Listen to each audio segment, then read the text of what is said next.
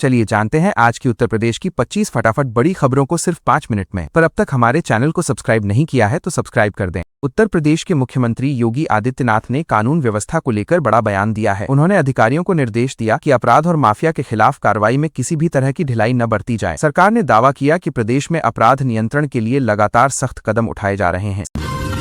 Samajwadi party के प्रमुख अखिलेश यादव ने प्रदेश सरकार पर निशाना साधते हुए कहा कि जनता महंगाई और बेरोजगारी से परेशान है। उन्होंने आरोप लगाया कि सरकार असली मुद्दों से ध्यान हटाने के लिए धार्मिक और राजनीतिक विवादों को हवा दे रही है। बहुजन समाज पार्टी की मुखिया मायावती को लेकर प्रदेश की राजनीति में हलचल तेज हो गई है। कांग्रेस नेताओं के उनके आवास पहुंचने के बाद नए राजनीतिक समीकरणों की चर्चा शुरू हो गई है। हालांकि पार्टी की तरफ से इसे आधिकारिक मुलाकात नहीं बताया गया।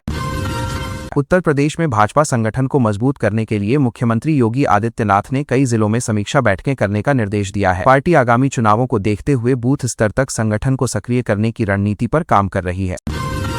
समाजवादी पार्टी के नेताओं ने दावा किया है कि प्रदेश में युवाओं और किसानों के मुद्दों पर सरकार पूरी तरह विफल साबित हुई है। पार्टी प्रमुख अखिलेश यादव ने कहा कि आने वाले समय में जनता बदलाव चाहती है और विपक्ष मजबूती से अपनी बात रखेगा। मुख्यमंत्री योगी आदित्यनाथ ने अधिकारियों से कहा है कि सरकारी योजनाओं का लाभ सीधे गरीबों तक पहुंचना चाहिए। उन्होंने भ्रष्टाचार और लापरवाही के मामलों में सख्त कार्रवाई करने के निर्देश दिए और विकास कार्यों की नियमित समीक्षा पर जोर दिया। कांग्रेस के कुछ दलित नेताओं के मायावती से मिलने पहुंचने के बाद उत्तर प्रदेश की राजनीति में चर्चाएं तेज हो गई हैं। पार्टी नेतृत्व ने इस मुलाकात पर नाराजगी जताते हुए संबंधित नेताओं को कारण बताओ नोटिस जारी कर दिया है।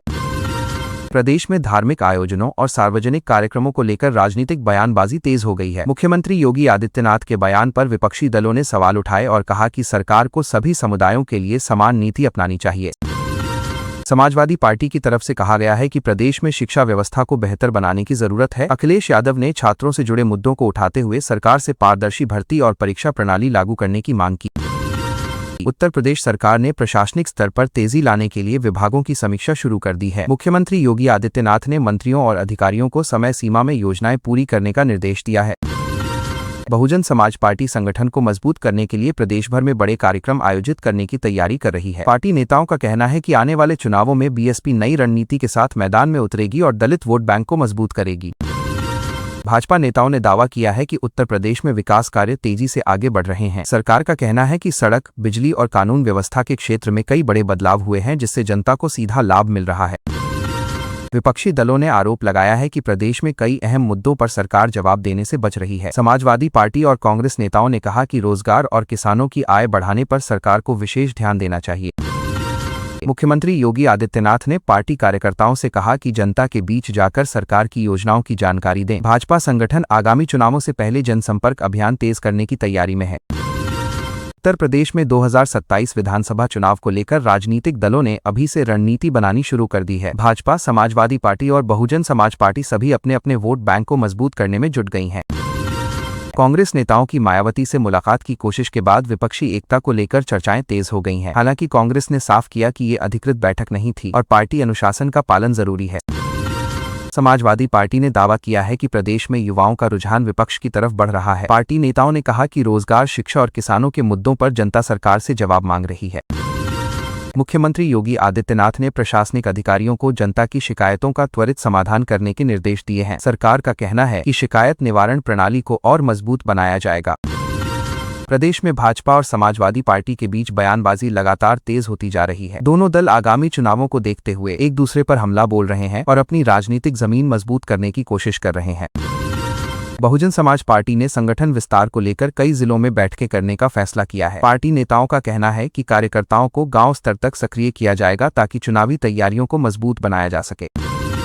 मुख्यमंत्री योगी आदित्यनाथ ने कहा कि प्रदेश में निवेश बढ़ाने और उद्योगों को प्रोत्साहन देने के लिए सरकार लगातार नई नीतियां बना रही है। सरकार का दावा है कि इससे युवाओं को रोजगार मिलेगा।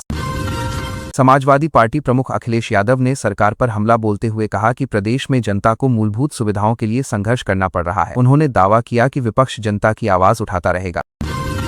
उत्तर प्रदेश की राजनीति में दलित वोट बैंक को लेकर गतिविधियां तेज हो गई हैं। कांग्रेस, समाजवादी पार्टी और बीएसपी सभी दलित समुदाय को अपने पक्ष में करने के लिए अलग अलग रणनीति पर काम कर रहे हैं। भाजपा नेताओं ने कहा कि प्रदेश सरकार कानून व्यवस्था और विकास के मुद्दे पर जनता के बीच जाएगी। पार्टी का दावा है कि सरकार की योजनाओं का असर गांव से लेकर शहर तक दिखाई दे रहा है। उत्तर प्रदेश में राजनीतिक माहौल लगातार गर्म होता जा रहा है। सभी प्रमुख दल आगामी चुनावों को देखते हुए संगठन विस्तार, जनसभाओं और नए राजनीतिक समीकरणों पर तेजी से काम कर रहे हैं। आने वाले महीनों में प्रदेश की राजनीति और दिलचस्प होने की संभावना जताई जा रही है। उत्तर प्रदेश की हर छोटी बड़ी राजनीतिक और ताज़ा खबर देखने के लिए हमारे चैनल को सब्सक्राइब करना न भूलें।